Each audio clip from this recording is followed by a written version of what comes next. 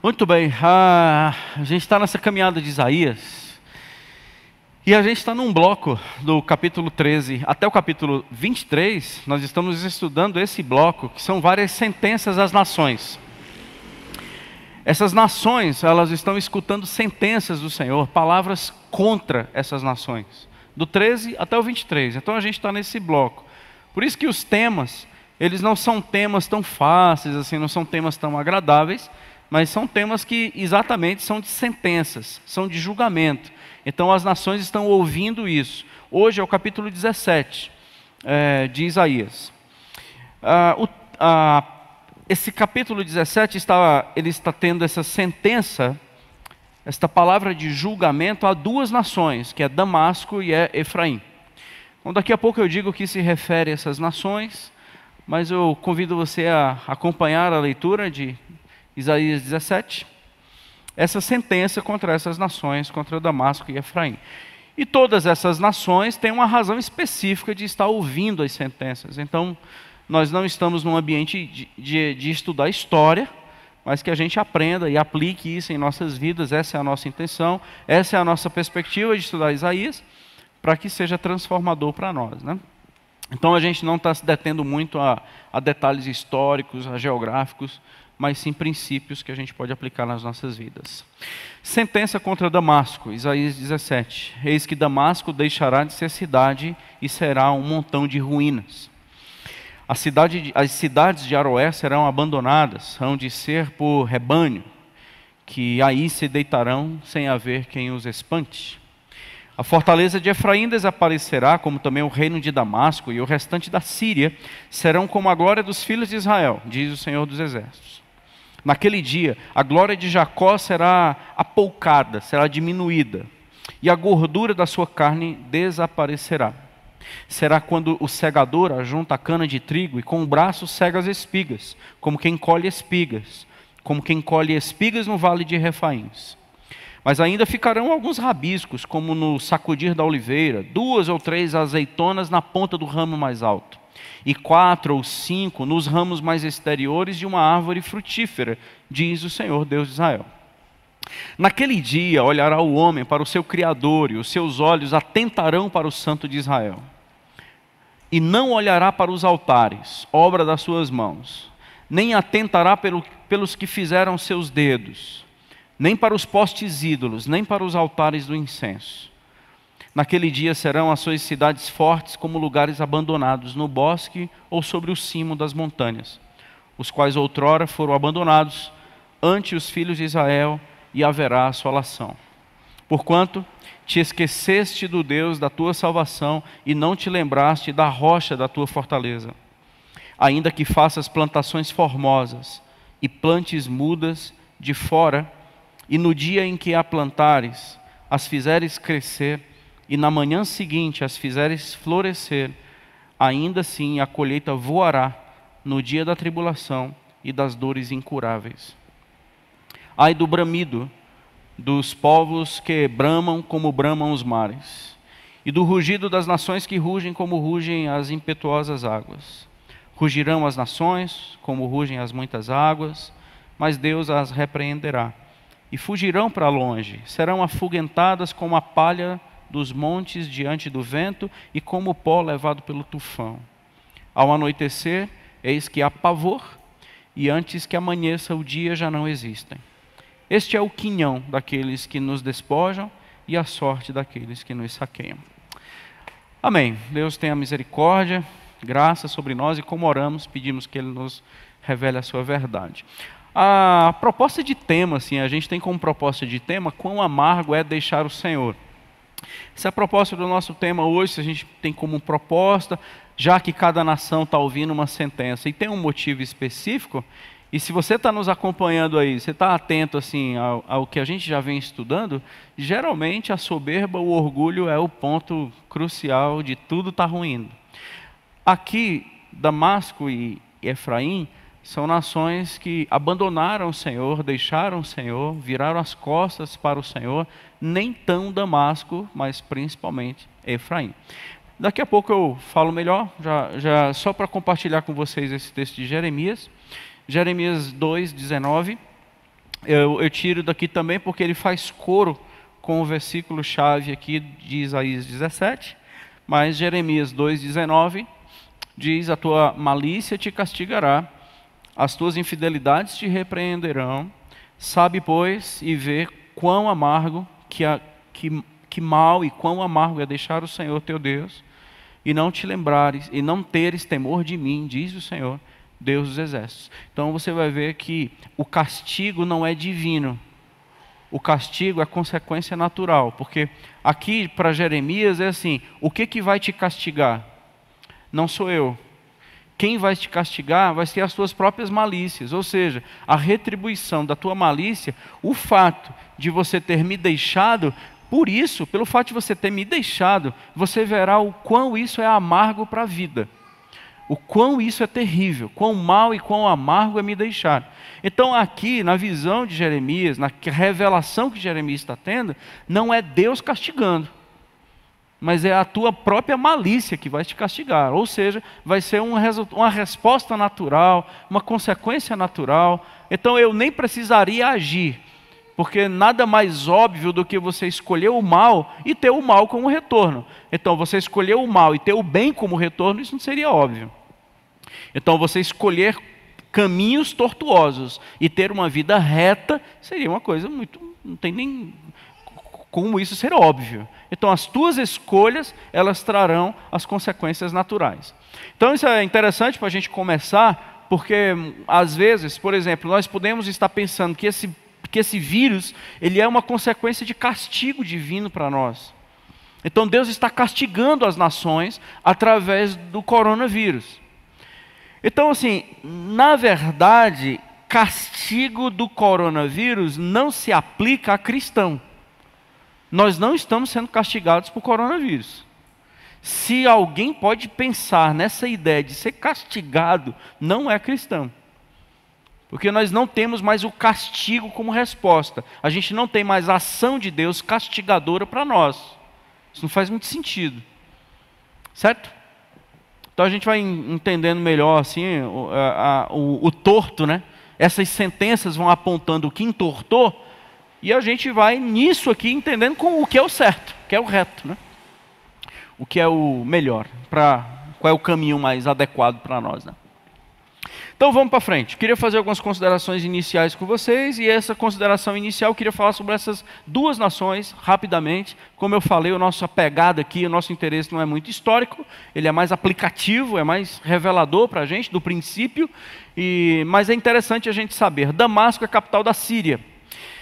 Não confundam Síria com Assíria. A Assíria, ela é outra nação. A Síria está de pé até hoje. Não sei se vocês lembram que o ex-ditador caiu, não estou mais acompanhando, ou está na iminência de cair, mas é um dos últimos ditadores do mundo que ainda está de pé ou estava, assim como Saddam Hussein e tantos outros, o ditador da Síria. E qual é a capital da Síria hoje? Damasco. Então essa é a nação que está de pé até hoje. Alguns estudiosos dizem que Damasco é uma das cidades mais antigas do mundo. Abraão passou por lá. Então Damasco está de pé até hoje, com as suas ruínas e com a sua cidade atual, que também é uma ruína, porque é guerra sobre guerra, guerra civil não para, e é uma destruição enorme. Então Damasco, capital da Síria, ela está acima de Israel. Se você tiver aí um mapa na sua cabeça onde fica Israel, então a Síria ela está na parte mais norte, acima de Israel. Beleza? A Efraim, aí já é a terra prometida. Efraim, enquanto pessoa, gente, é filho de José. Lembra de José do Egito? Então lá no Egito, José teve 2 filhos. Efraim, exatamente, Manassés. Então, 2 filhos, Efraim e Manassés. Por isso que se você pegar as tribos de Israel, não vai bater com os filhos de Jacó. Então, aula, né? Escola bíblica. Os filhos de Jacó, 12. Tribos de Israel, 12. Se você pegar os 2 nomes, não vai bater. Porque cadê a tribo de José? Não tem. Tribo de José, os lotes que era de José, quem herdou foi os seus dois filhos, Efraim e Manassés. Então, eles herdaram a terra do papai. Os lotes que era para José ficou para Efraim e para Manassés. Beleza? Oh, mas peraí, não entrou 2 e saiu 1? Isso, só para que você saiba, Levi não herdou terra. Porque Levi, o Senhor já tinha dito que os levitas não herdariam terra. Eles iriam trabalhar exclusivamente no templo. Então por isso que ele não ia precisar de terra, porque eles iam morar no templo. Então esses eram os levitas. Então por isso que sai José, sai Levi, entra Efraim e entra Manassés. Efraim ficou logo com a faixa do meio da terra. Isso é apenas questão histórica. Toda a terra de Israel foi dividida em 2 reinos, reino do norte e reino do sul. E o reino do norte, em alguns momentos, fica sendo chamado de Efraim. Capital, Samaria. Então, a turma de cima, que foram 10 tribos que se rebelaram, irmãos contra irmãos, 10 tribos, ficou sendo chamada de Efraim porque era a maior tribo e ela ficava logo ali na faixa do meio. O que aconteceu com o povo de Israel foi o que aconteceu com Goiás. Rachou no meio, parte de cima Tocantins, parte de baixo ficou Goiás. Aleluia, ficou melhor. Então a parte de cima ficou 10 tribos, Tocantins 10 tribos, que aí às vezes chamam Tocantins, às vezes chamam Efraim. E a parte de baixo, que é Goiás, ficou sendo chamado de Judá. Capital, Jerusalém. 2 tribos ficaram na parte sul, Judá e Benjamim. Então esses 2 irmãos, Judá e Benjamim, se aliaram, essas 2 terras, e as 10 de cima ficaram no reino do norte. Deu para entender, gente boa? Agora há um problema. Reino da Síria e Efraim estão recebendo a mesma sentença. Então, se fosse só Efraim, nos ajudaria. Se fosse só Síria, nos ajudaria. Agora, por que Efraim e Síria? Então, vamos lá. Possivelmente seja por causa do capítulo 7. Então, vamos lá. Isaías capítulo 7, a gente já passou por isso. Perceba aqui, o versículo 2 de Isaías 7. Deu aviso à casa de Davi. A casa de Davi é o povo leal ao Senhor, que estava agarrado com Deus em fidelidade. E aqui Isaías 7, verso 2 diz assim: a Síria está aliada com quem? Efraim. E então ficou agitado o coração de Acaz, até então rei de Judá, coração do seu povo, como se agita árvores nos bosques com o vento. Aí o Senhor disse o seguinte para Isaías: vai lá e diz para ele que não se preocupe, porque esses 2 reinos aí não vão dar em nada. Chamam esses 2 reinos de tições fumegantes, toco de tição fumegante, no versículo 4. Isso aí não vai dar em nada. E versículo 7, eu não vou ler o capítulo por causa do tempo, e aí, irmãos, nós já estudamos isso aqui, mas você pode voltar depois para rever. Assim diz o Senhor Deus, versículo 7, isto não subsistirá, nem tampouco acontecerá. O que? Efraim e a Síria guerrear contra Judá. Isso não vai acontecer. Eles fizeram uma aliança contra Judá e isso não vai prevalecer. E o objetivo deles, gente, está aqui no versículo 6, que diz assim: a Síria e Efraim, subamos contra Judá e amedrontemos e conquistemos eles para nós e façamos reinar no meio dele o filho de Tabeel. Então, junta-se Efraim e junta Síria, com o objetivo de ir até Judá, esfacelar e pegar o reino para eles. Deu para entender? Então, possivelmente, esta profecia do capítulo 17, ela tenha conexão com o que o Senhor já tinha alertado no capítulo 7. 7 e 17, eles têm conexões. Possivelmente. Tem estudiosos que dizem que não tem nada a ver. Mas eu quero ficar nessa caminhada aí. Tranquilo? Então, quando nós fazemos aliança com alguém que não deveríamos, que não tem sangue, que não tem vínculo, que não tem associação com o Senhor, contra alguma coisa do Senhor, a sentença vai ser terrível. Deu para entender? Então, a gente aplicando para as nossas vidas, nós somos um povo de Deus, nós nos chamamos Efraim. O Senhor nos deu terra prometida, nós estamos gozando das bênçãos do Senhor, nós carregamos um nome da aliança, Efraim, temos história, o nosso pai se chama Jacó, mas só que a gente inventou de fazer aliança com alguém que era nada a ver com Deus. E o pior, contra as coisas de Deus. Então desmonta um pouco aquela ideia de que uma vez crente, crente para sempre, isso aí é Flamengo. Uma vez Flamengo, Flamengo. Não significa que o Senhor mantém a sua palavra com aqueles que apostatam. Talvez esse texto não tenha muita força para eu dizer isso, mas é um princípio que vale a pena a gente pensar. Porque Deus agora está dando uma sentença para o seu povo que fez aliança com alguém que não deveria ter feito. Então vamos para frente. Então vamos para as sentenças, né? Tanto é aqui, se você quiser até ver aqui no capítulo 8 de Isaías, versículo 4, apenas para a gente entender, porque antes que o menino saiba dizer, menino é o filho de Isaías, porque antes que o menino saiba dizer meu pai ou minha mãe, ou seja, antes que o teu filho Isaías aprenda a falar, serão levadas as riquezas de Damasco e os despojos de Samaria diante do rei da Assíria. Então vamos lá, Damasco, capital da Síria, e Samaria, capital do reino do norte, capital de Efraim. Quem vai devastar esses dois reinos? A Assíria. Então não confunda Síria com a Síria. Então vamos lá, quais são as sentenças para Damasco? Damasco, aí agora nós vamos para o capítulo 17, aí a gente entra. Capítulo 17 de Isaías, quais são as sentenças para Damasco? Do verso 1 ao verso 3, por mais que haja a palavra aqui Efraim, por mais que Efraim seja usada também para receber uma sentença, o bloco está se referindo a Damasco, capital da Síria. Então a sentença é um quadro desolador, é uma desolação. A gente percebe aqui, do verso 1 até o verso 3, que o que era uma cidade vai se tornar ruína. O que era uma fortaleza será abandonado. O que era uma realeza vai virar pasto. Não tem como nós trilharmos um caminho contrário ao Senhor e terminar bem. Não tem como.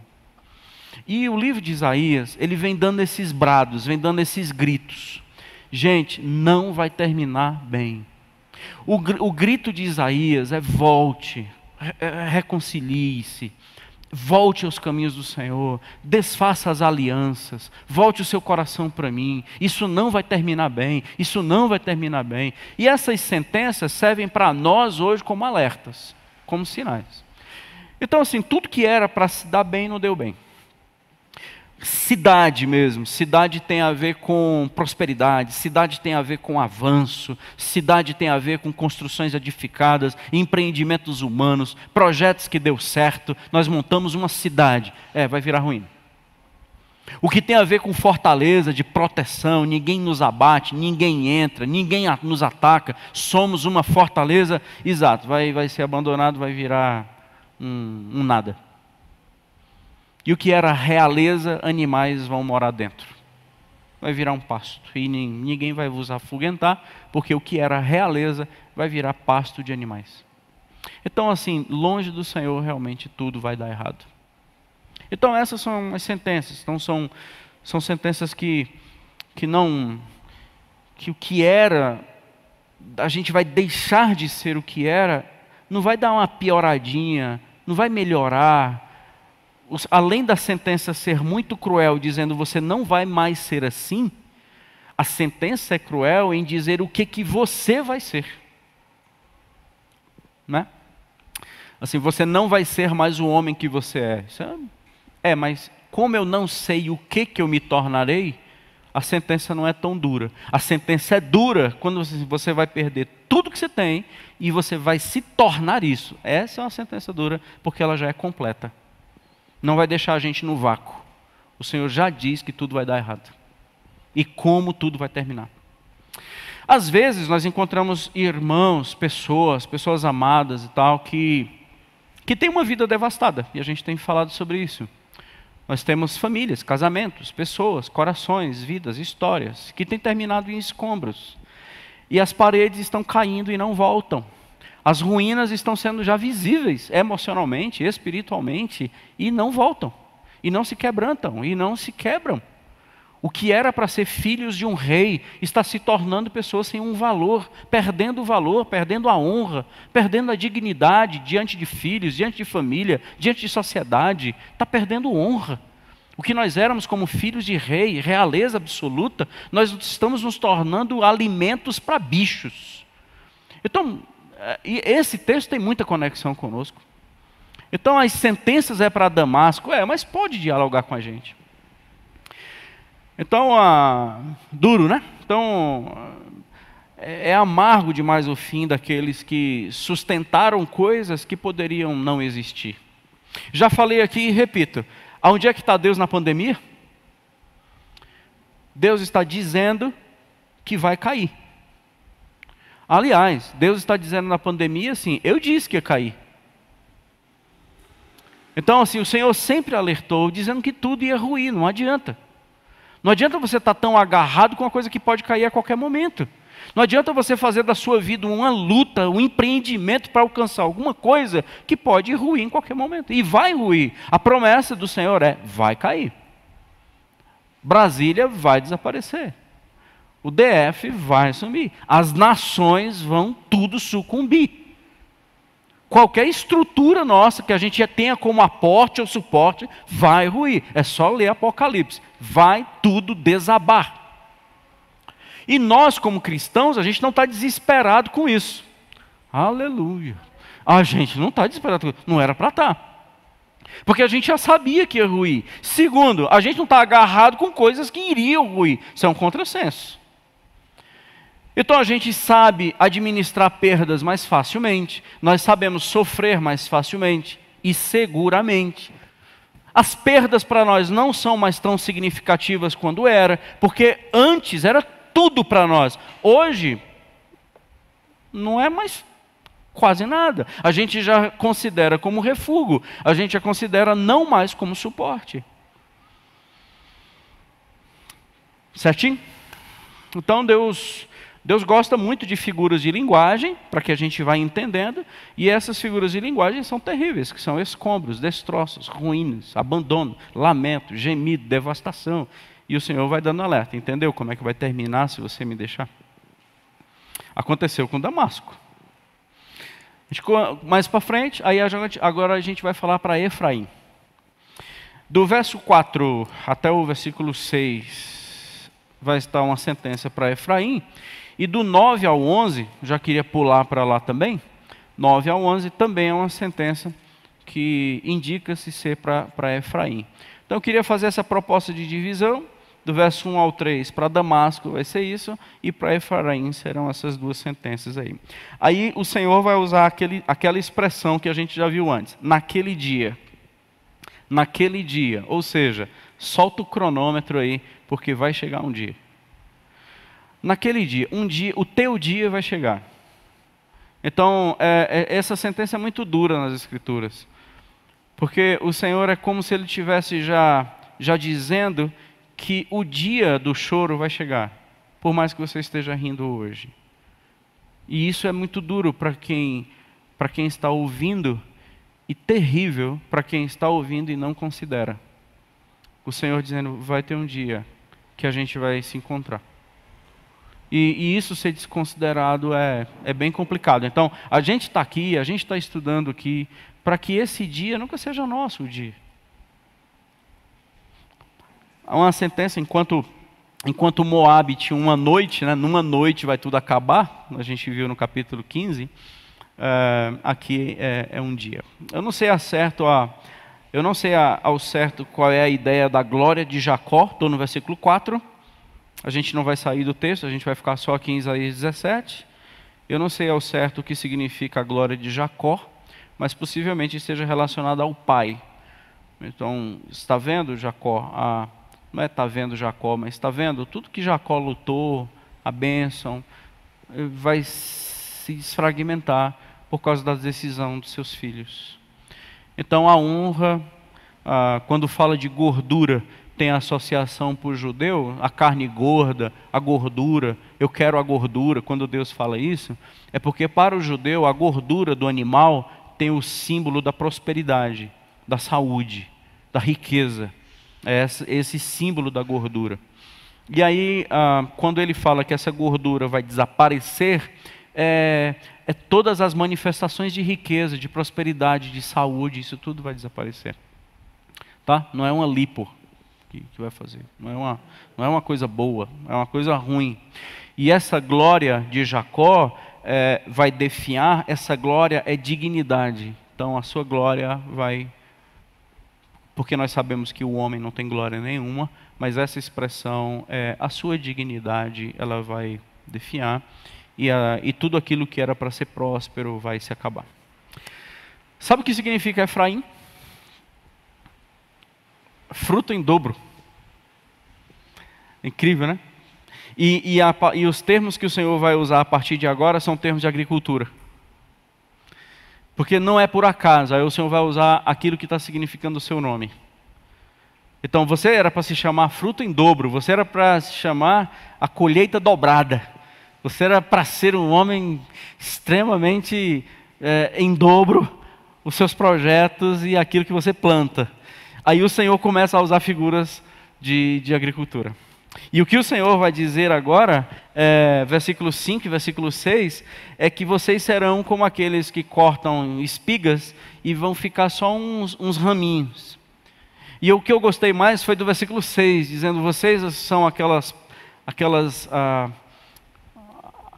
árvore que quando balança, tira todos os seus frutos, as azeitonas, ela fica só umas 3 e 4 lá em cima, e a pessoa que colheu deixou para lá, a pontinha ficou umas 4 nos ramos externos, assim, você vai ser tão desprezado, eu não vou acabar com você não, mas vai ficar tipo essas 4, 5 azeitoninhas. E é isso que ele fala aqui no versículo 6, ficarão alguns rabiscos, como no sacudir da oliveira, 2 ou 3 azeitonas na ponta do ramo mais alto que ninguém queria pegar. Ou então 4 ou 5 nos ramos exteriores da árvore. É assim a sua vida.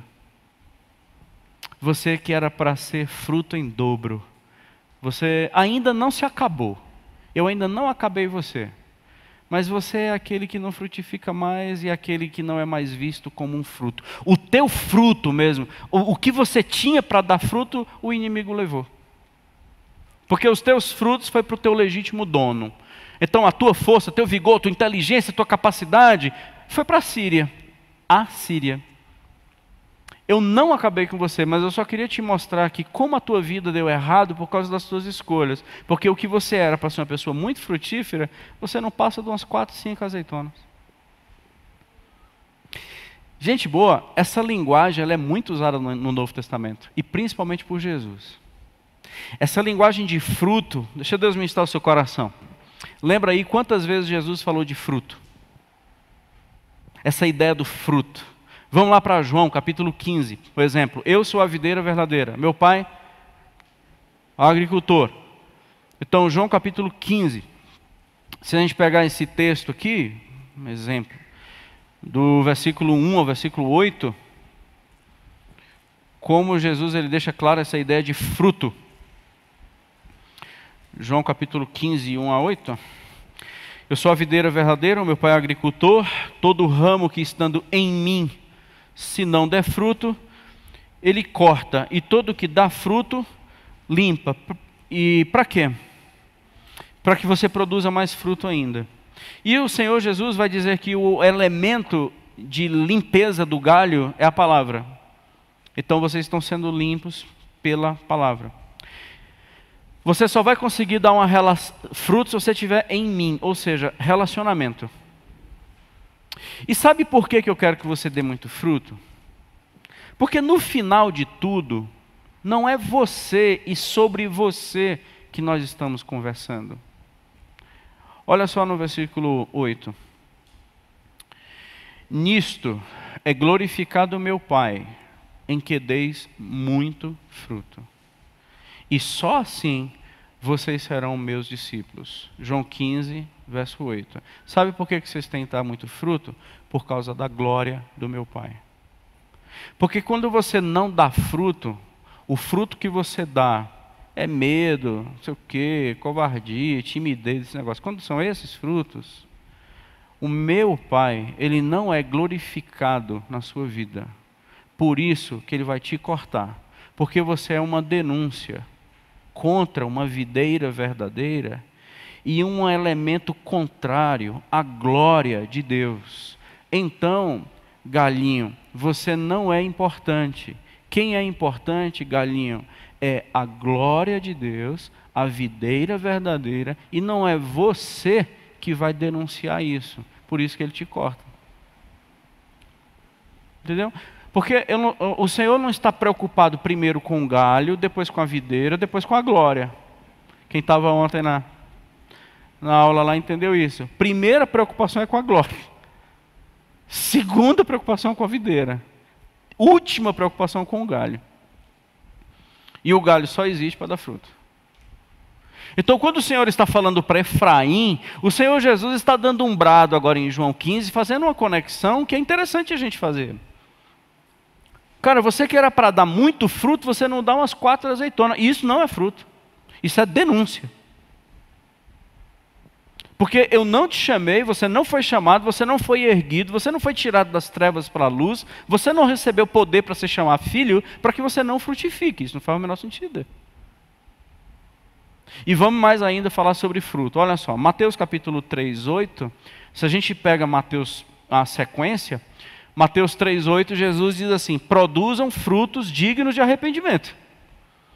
O início do ministério de Jesus, logo no capítulo 3, ele vai dizer assim: façam, produzam, externem fruto digno de quem se arrependeu. Eu exijo isso de vocês, porque assim, filho de Abraão, se vocês começarem a ficar batendo no ombro aí, porque é filho de Abraão, viu, Efraim? Se você começar a ficar dizendo que você é filho do Jacó, isso para mim não faz a menor diferença, porque Deus pode pegar uma pedra e fazer dela um filho de Abraão. Então Deus não tem carência de filho, Deus tem propósito para filho. Porque se fosse necessidade de filho, Deus fazia das pedras. Então Deus não nos fez por carência dele. O Senhor nos fez para cumprir os seus propósitos.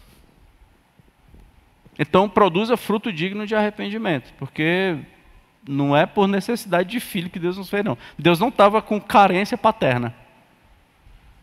Deus estava com projetos. E nós somos a resposta.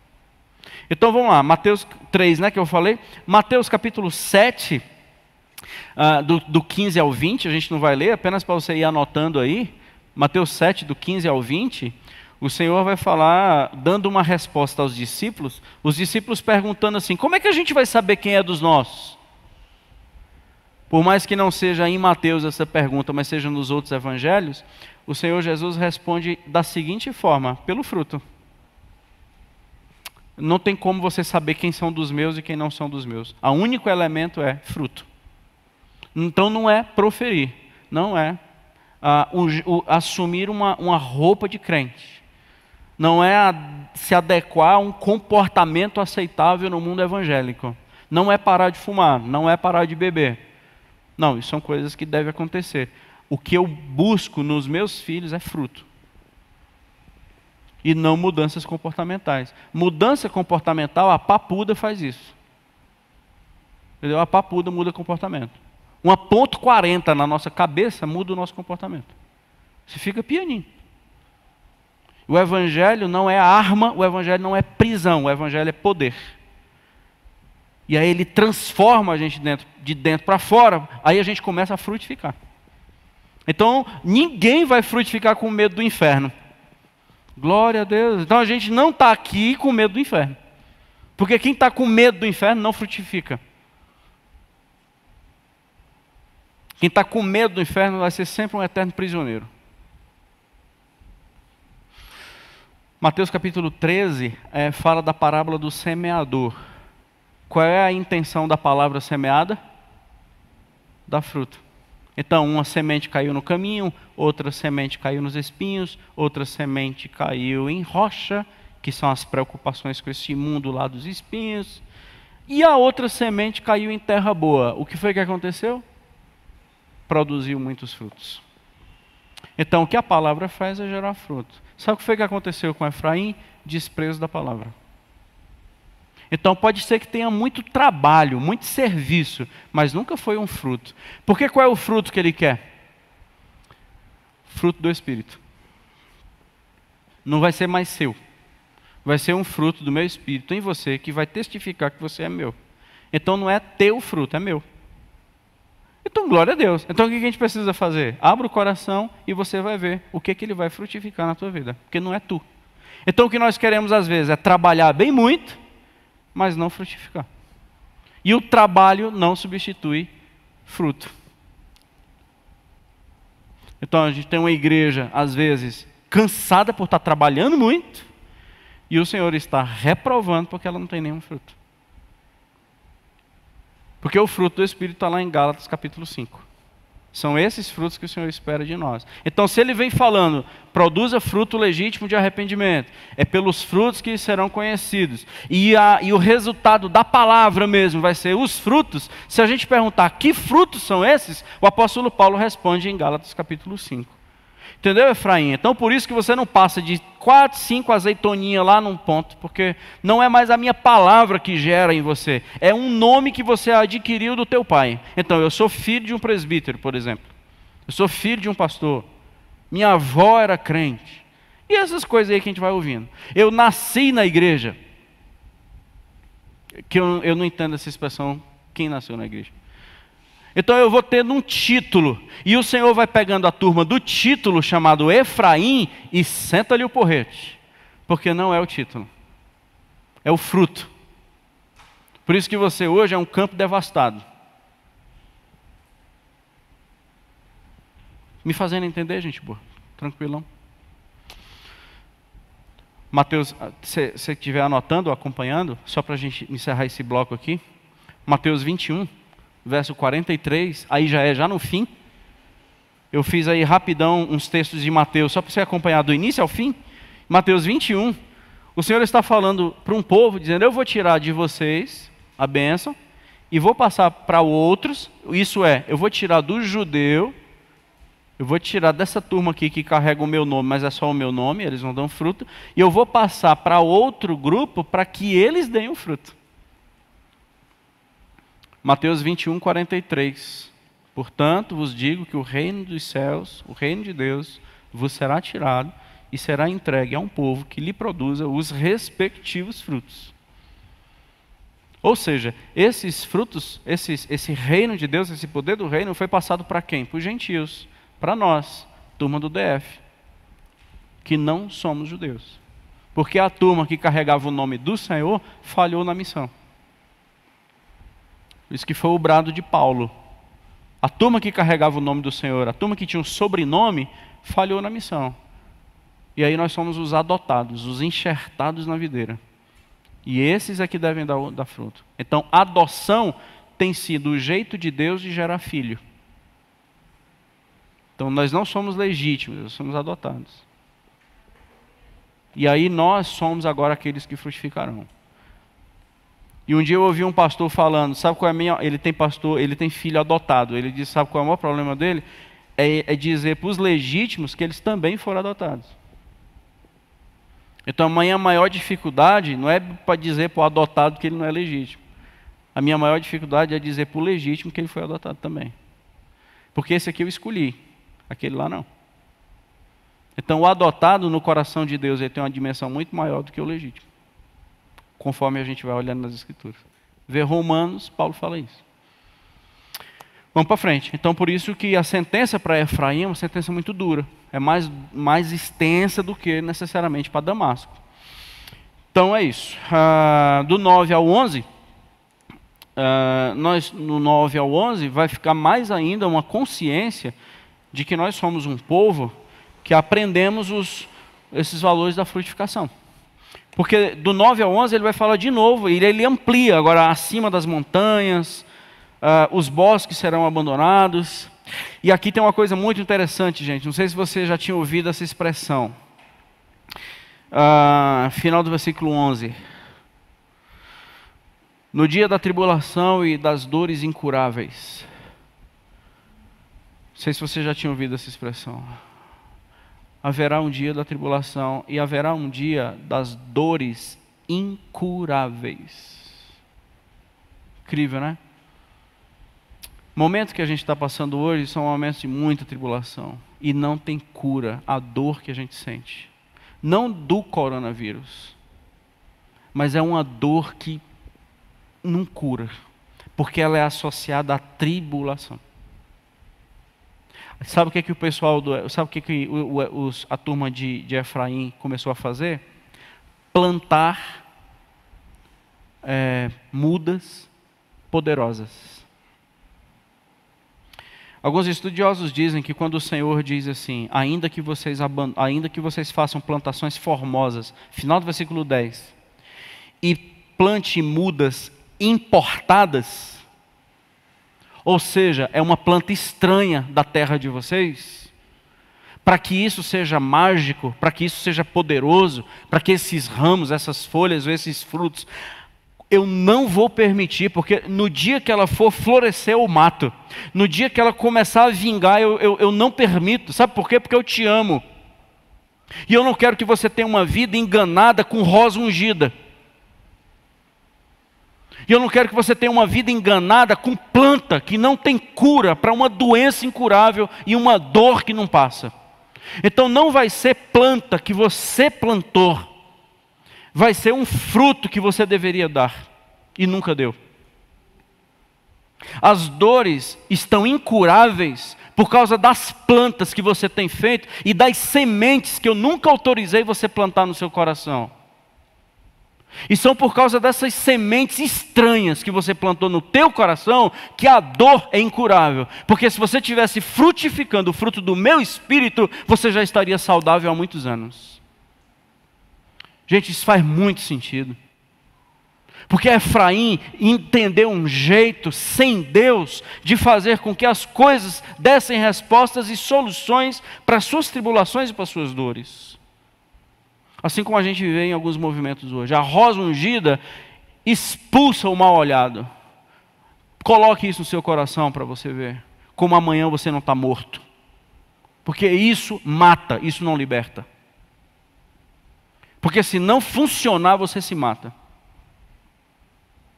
Porque você está atrás de coisas que funcionem.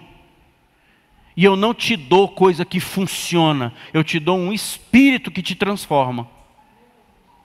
Então o teu objetivo, Efraim, de encontrar meios na magia, ou nas plantações, ou em qualquer outro caminho, para te trazer solução, é uma semente estranha que você plantou no seu coração e não deveria. Então o meu evangelho, eu não sou um cara, uma pessoa, um Deus que soluciona os seus problemas. Eu sou um Deus que transforma você.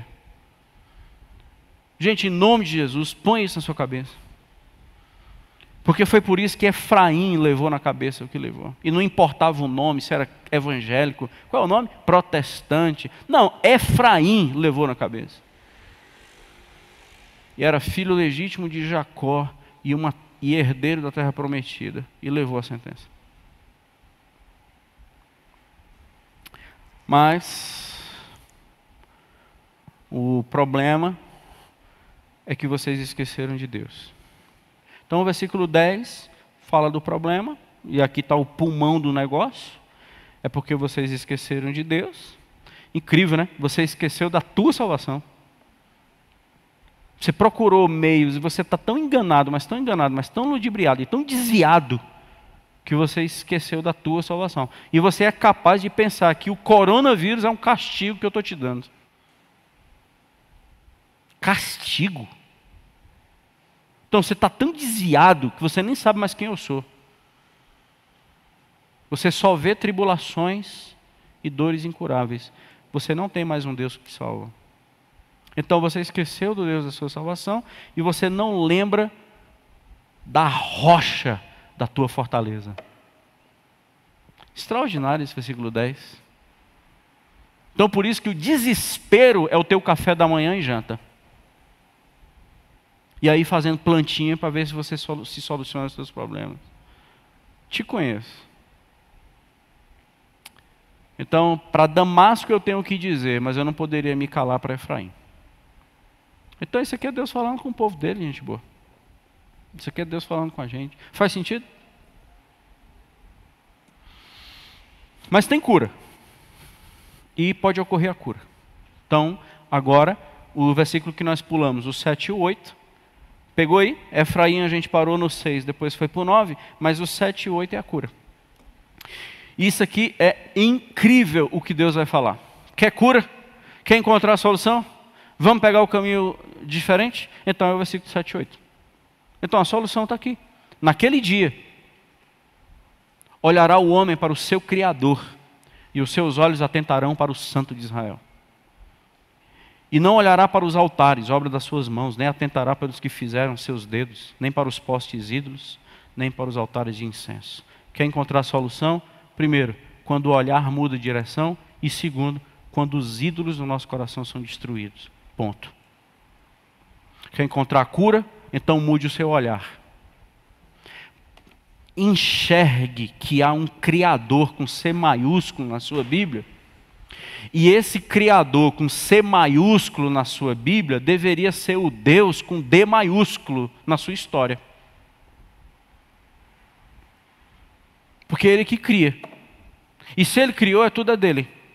O mundo é dele, você é dele, seus filhos é dele, tudo é dele, Ele é criador. Quando é que você vai começar a ter olhar de criatura? Quando você vai começar a olhar para Deus como Ele sendo o Criador e não você um inventor com as suas plantinhas mágicas e sementes estranhas? Pergunta, Bel. Tem um mico aí para o microfone. Isabel, daí por favor. Tranquilo, gente boa. Muda o olhar e quebre seus ídolos. Porque você fez um monte de ídolo aí, e você não tem altar, ninguém vê, mas está tudo no seu coração.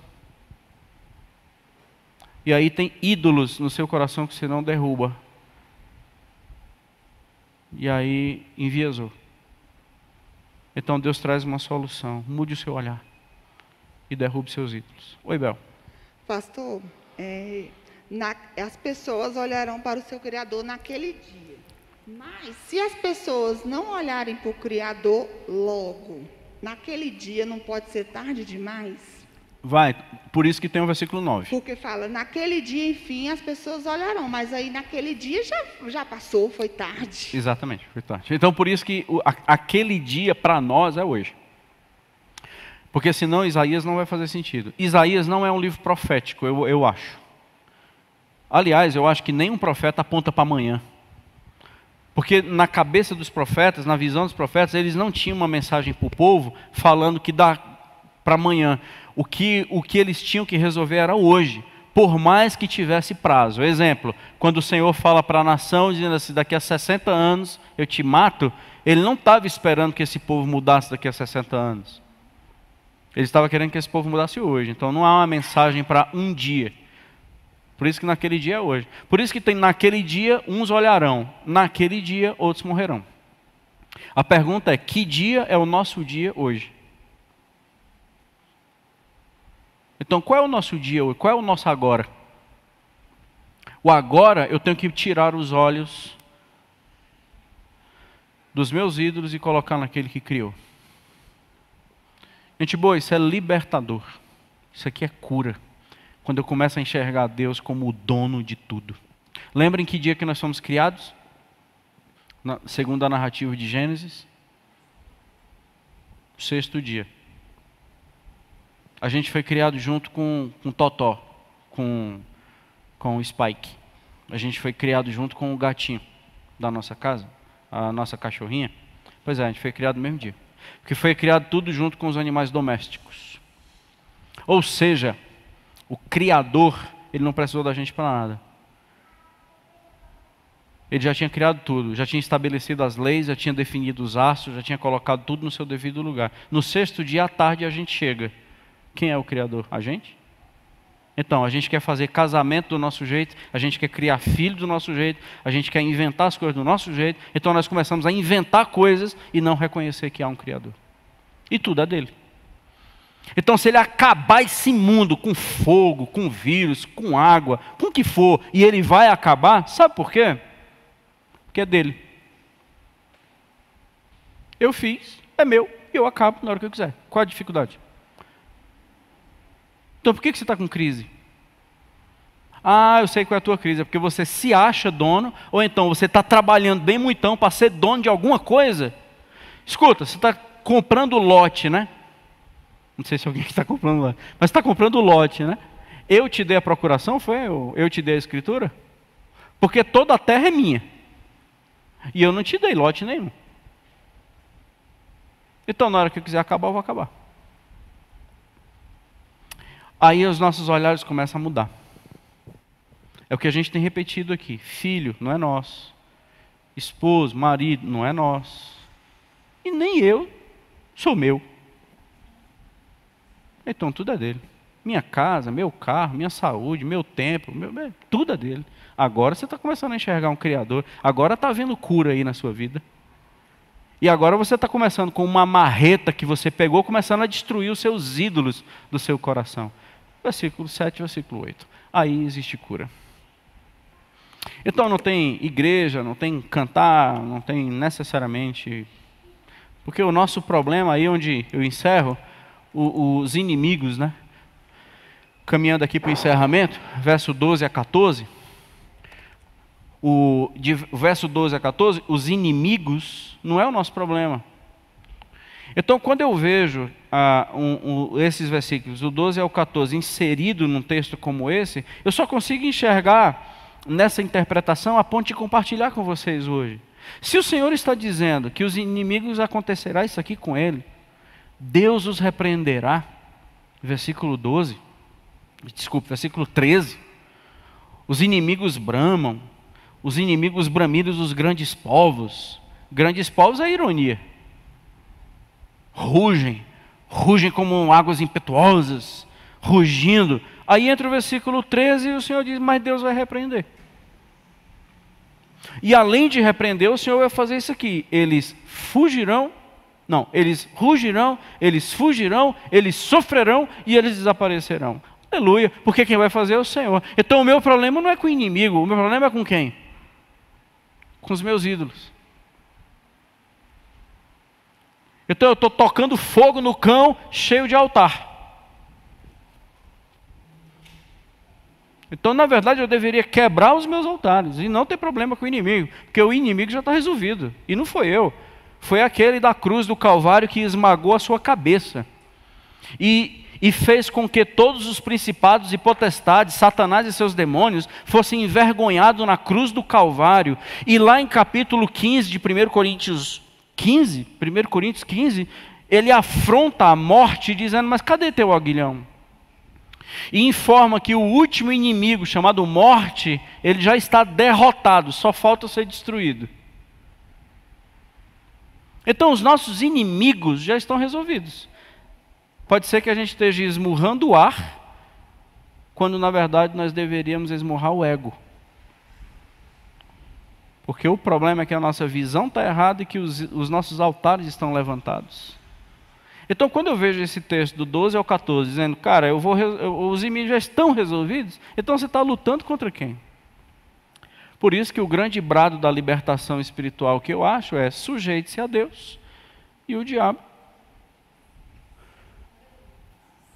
fugirá. Então a gente entende o princípio. Mas vocês não quiseram. Em vez de vocês serem um povo frutífero, vocês são aqueles que dão 3, 4 azeitoninhas. E doentes, com dores incuráveis, com tribulações que não cessam. Vocês são campos devastados, ruínas que não se levantam mais, completamente fora de um projeto de vida que eu tinha para vocês. Gente, essa sentença é para nós. Tem muito a ver com a gente, ou com as pessoas que nós temos que ajudar, com as pessoas que nós vamos aconselhar. Meus irmãos, não trabalhem nenhum aconselhamento a pessoa como vítima, por favor. seja qual for a dor dessa pessoa. Porque essa dor que é incurável, ela não vai ter solução com paliativos, com placebos. Essa dor incurável, ela só vai ser curada com o Evangelho. Só com o Evangelho. Então, às vezes, nós não podemos fazer afago nas pessoas que aconselhamos. Nós temos que falar a verdade em amor. Só assim ela será liberta. Porque às vezes a pessoa está tão sofrida, mas tão sofrida, mas tão sofrida. O campo é tão devastado, a ruína é tão grande, a fortaleza desabou tudo e nós vamos trabalhar nessas pessoas como vítimas. Sabe o que a gente vai fazer? Colocar uma semente lá que não deveria. Aí a gente está trazendo uma semente importada e plantando no coração dessa pessoa. Aí você importou a semente de onde? Aí pode ter vindo da psicologia, pode ter vindo dos seus próprios sentimentos, pode ter vindo da psicanálise, pode ter vindo do humanismo, pode ter vindo do iluminismo, pode ter vindo do marxismo. Mas espera aí, essa semente é estranha, é importada. Por isso que a tua dor não passa. Por isso que o que vingou aí não poderia, porque a tua tribulação não acaba. Então isso faz muito sentido, gente. Então a gente tem que trazer as verdades para que as pessoas tomem sempre uma decisão naquele dia e que haja vida. Amém. Glória a Deus. Nossos irmãos estão acompanhando lá pela internet. Se tiver alguma pergunta, quiser fazer aí no chat, alguma coisa que não entendeu, algum comentário a fazer. E vocês aqui? 5 minutinhos aí para a gente melhorar a aula. Pastor Saulo, como você fica bonito de máscara? Poxa vida. Como fica um homem mais, né? Alguma pergunta, gente boa? Alguém, algum irmão, algum comentário? Explicar de uma forma melhor. André? Tu vai ter que falar no microfone. Tá aí a Isabel. Só pra... André, gente, André, mas a gente boa. É que o senhor, quando se referiu aqui à glória de Jacó, o comentário da minha Bíblia se refere ao desaparecimento dessa glória, retrata o castigo de Deus às 10 tribos do norte, descendentes de Jacó. Ok. Então tem a ver com essa questão de filiação, né? Então vai o juízo de Deus, mas associado aos seus filhos lá. Ok. Obrigado. Mais alguém, gente? Alguma pergunta, algum comentário? Algo que foi significativo para você e você gostaria de compartilhar com a gente? Tranquilo? Acho que não é culto não, viu, irmãos? Isso é sala de aula. Tá bom. Às vezes, a gente pega textos como esse assim. Eu, pelo menos, tenho sido muito grato a Deus por essa caminhada em Isaías, que para mim tem sido uma caminhada muito valiosa, e compartilhar com vocês para mim tem sido uma honra. E eu espero estar sendo feliz mesmo em tentar trazer os ensinos desse livro para aplicação nas nossas vidas. Nós poderíamos investir um tempão aqui falando de Damasco, trazer um mapa, onde fica Efraim, onde é que estão os ribeiros, mas eu não sei se isso teria conexão com a nossa alma. Então eu acho que a gente pega mais os princípios e que voltemos para as nossas casas transformados, desafiados, e que o nosso dia seja hoje. Eu voltarei os olhos do Senhor, ou eu faço mais uma vez uma certificação da minha aliança, que eu nunca vou desviar o olhar de que Tu é o Criador, né? E que os meus ídolos precisam cada vez ir sendo destruídos.